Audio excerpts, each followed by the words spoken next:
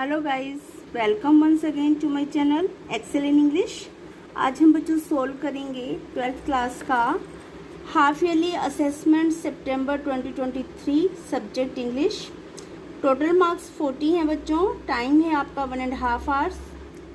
आज हम केवल ऑब्जेक्टिव टाइप क्वेश्चंस करेंगे, MCQ टाइप। 1 मार्क क्वेश्चन हम सोल्व करेंगे। तो फर्स्ट क्वेश्चन है आपका कॉम्प्रीहेंशन से रीडिंग स्किल पर, जिसमें आपको पैसेज को पढ़कर पैसेज के आंसर्स चूज करने हैं। तो पैसेज है आपका about 1 in 5 of all the people in the world follow the teachings of the Buddha.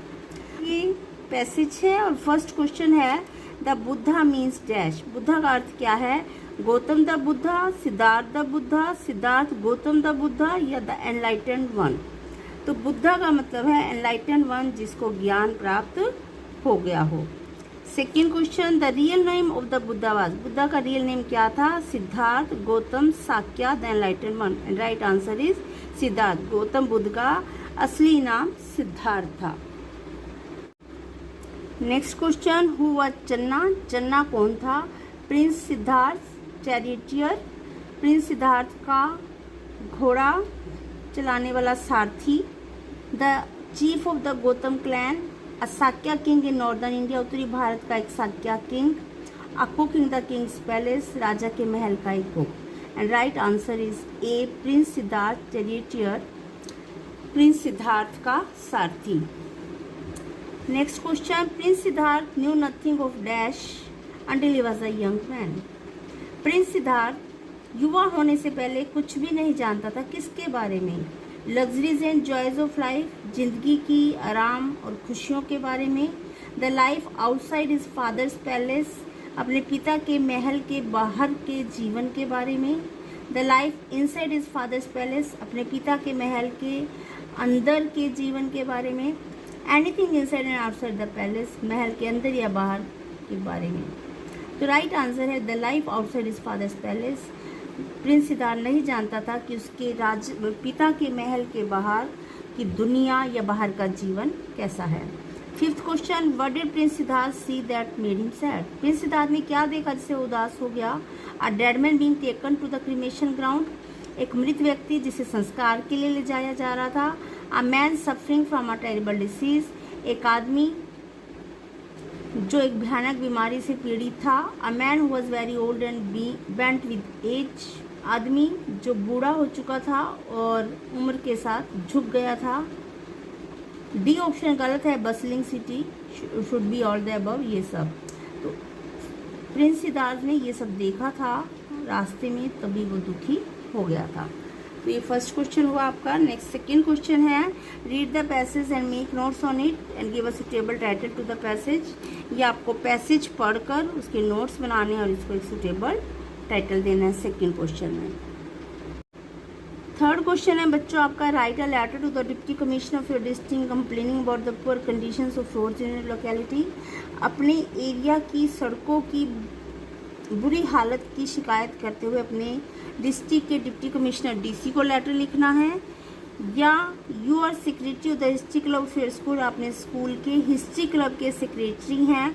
Draft a notice informing the students of a proposed visit to some important historical sites in your state. आप अपनी state के किसी important historical site पर जाने वाले हैं और इसके लिए विद्यार्थियों को सूचित करते हुए आपको एक नोटिस लिखना है। तो आप लेटर और नोटिस में से कोई एक लिखेंगे और ये 5 मार्क्स का क्वेश्चन है आपका। नेक्स्ट क्वेश्चन बच्चों आपका ग्रामर से है। फोर्थ क्वेश्चन अटेम्प्ट एनी 5 और हम सभी करेंगे। The game dash before we reach the field. Start की अपने वर्ब की फॉर्म भरनी है। बिफोर से इस साइड आएगा पास्ट परफेक्ट और उस साइड रहेगा सिंपल पास्ट। तो यह रीच्ड आपका सिंपल पास्ट है और इधर आप लगाएंगे हैड स्टार्टेड। हमारे फील्ड में पहुंचने से पहले गेम शुरू हो चुकी थी, तो चुकी की थी के लिए आप लगाएंगे past perfect. Next he dash a teacher since 1988। वो 1988 से एक टीचर है, अध्यापक है। तो इसमें आप भरेंगे he has been a teacher since 1988। Next question the old man said Ashoka believed in justice. बूढ़े आदमी ने कहा अशोक न्याय में विश्वास करते थे। किंग अशोक की बात हो रही है यहाँ पे। Change the form of narration, तो हम लिखेंगे the old man said that Ashoka believed in justice. यहाँ हम सिंपल पास्ट है, इसका टेंस चेंज नहीं करेंगे। Sudha goes to dash temple every morning, article fill करना है, तो या तो इसमें कोई आर्टिकल ना लगाएं या फिर द लगाएं। Change the voice, fifth question, the thief stole a number of things, चोर ने बहुत सी चीज़ें चुराई, चोर के द्वारा बहुत सी चीज़ें चुराई गई।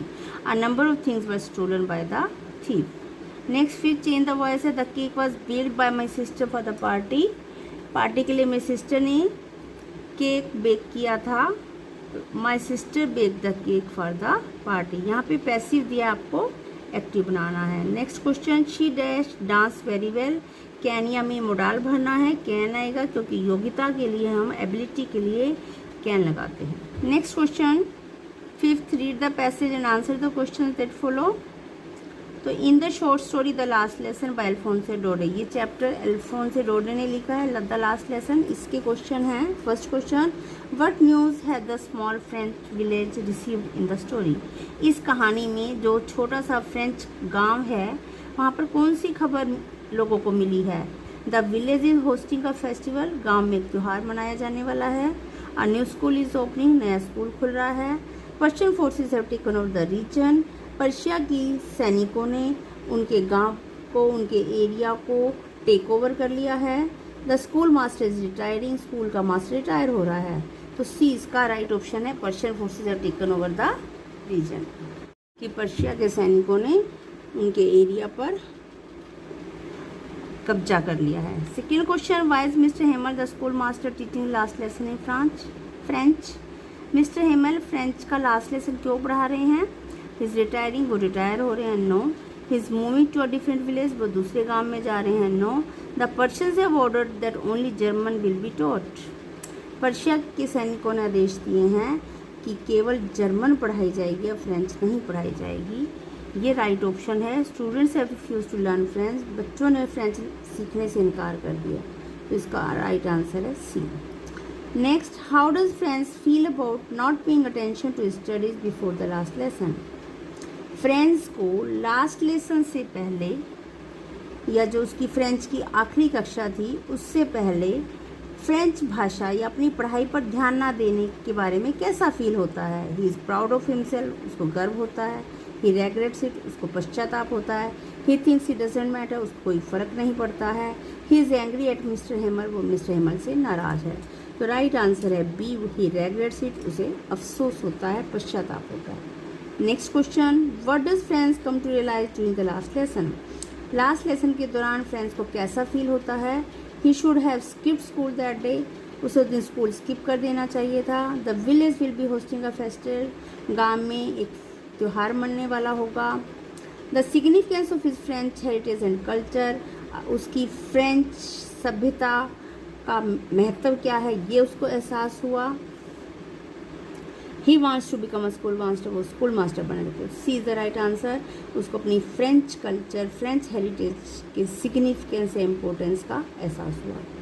Next question, what are some of the themes explored in the story the last lesson, the last lesson story में कौन सा थीम एक्सप्लोर किया गया। Science and technology, friendship and loyalty, importance of one's mother tongue and the importance impact of political changes on education, adventure and exploration. Right answer है C, the importance of one's mother tongue and the impact of political changes on the education, कि किसी भी देश के लिए मातृभाषा का क्या महत्व होता है और शिक्षा पर राजनीतिक परिवर्तनों का क्या इम्पैक्ट, क्या प्रभाव, क्या असर रहता है, ये उसको चैप्टर का थीम है। नेक्स्ट है आपका read the stanza and answer the questions. तो ये स्टैंजा दिया गया है, अ thing of beauty just Joy for ever, इस पोएम से। तो फर्स्ट क्वेश्चन है, what is the central idea of the stanza, इस स्टैंजा का सेंट्रल आइडिया क्या है। ब्यूटी इज टेम्परेरी, सुंदरता टेम्परेरी होती है। Beauty bring joy that last forever, beauty से ऐसी खुशी मिलती है जो हमेशा के लिए बनी रहती है। Beauty fades over time, beauty समय के साथ फीकी पड़ जाती है। ब्यूटी इज़ मीनिंगलेस, ब्यूटी का कोई अर्थ नहीं होता। तो राइट आंसर है B, beauty bring joy that last forever, beauty से ऐसी खुशी मिलती है जो हमेशा के लिए बनी रहती है। Next question, according to the stanza, stanza के अनुसार what happens to the loveliness of the thing of beauty, एक सुंदर वस्तु की सुंदरता के साथ क्या होता है। डिक्रीजेज ओवर टाइम, समय के साथ घट जाती है। इट इंक्रीजेज कॉन्स्टेंटली, ये लगातार बढ़ती रहती है। इट रिमेन्स कॉन्स्टेंट, ये एक जैसी रहती है। इट फेड्स अवे क्विकली, ये जल्दी ही फीकी पड़ जाती है। राइट आंसर है बी, इट इंक्रीजेज कॉन्स्टेंटली, ये लगातार बढ़ती रहती है। Next question, what the fate of a thing of beauty is as describe in the stanza, stanza में सुंदर वस्तु का भाग्य कैसा बताया गया है। इट वैनिशेज कम्प्लीटली, पूरी तरह गायब हो जाता है। इट बिकम्स अ ड्रीम, सपना बन जाता है। इट रिमेन्स इटर्नल, ये लगातार बना रहता है। इट टर्न्स इनटू नथिंगनेस, ये व्यर्थ में बदल जाता है। तो राइट आंसर है सी, इट रिमेन्स इटर्नल, ये लगातार बना रहता है। सुंदर वस्तु की सुंदरता का भाग्य। Next question, what does the stanza suggest about a bore, bore के बारे में स्टैंजा में क्या बताया गया है। It is a place of chaos, ये दुखों वाली की जगह है। It is a resting place, ये आराम करने की जगह है। It is a place of noise, शोर वाली जगह है। It is a place of darkness, अंधेरे वाली जगह है। तो राइट आंसर है B, it is a resting place, ये विश्राम करने की, मन को, दिमाग को सुकून देने वाली जगह है। Next question, according to stanza, stanza के अनुसार what are the qualities associated with a sleep that a thing of beauty provides, सुंदर वस्तु से कैसी नींद आती है। नाइटमेयर्स एंड इलनेस, डरावने सपनों और बीमारी वाली। ड्रीम्स, हेल्थ एंड ट्रैंक्विलिटी, सपने स्वास्थ्य और सुख चैन वाली। नो ड्रीम्स एंड डिस्कम्फर्ट, कोई सपने नहीं और डिस्कम्फर्ट मीन्स आप आरामदायक नहीं फील करते। रेस्टलेस एंड नॉइज, बेचैनी और शोर। तो राइट आंसर है B, dreams, health and tranquillity, आप सुख चैन भरी, सपनों भरी, स्वस्थ भरी नींद लेते हैं। तो बच्चों ये आपके 1 मार्क क्वेश्चंस कंप्लीट हुए। बाकी 6, 7, 8, 9, 10 आपके थोड़े लेंदी क्वेश्चन है, 2 to 3 मार्क्स के, और 5 मार्क्स का है लास्ट 10th क्वेश्चन। तो उम्मीद करती हूँ आपका पेपर अच्छा हुआ होगा। बाकी क्वेश्चंस आप सोल्व कीजिएगा और अपना स्कोर मुझे कमेंट बॉक्स में बताइएगा। थैंक यू बच्चों, God bless you, wish you all the best. Now like, subscribe and share my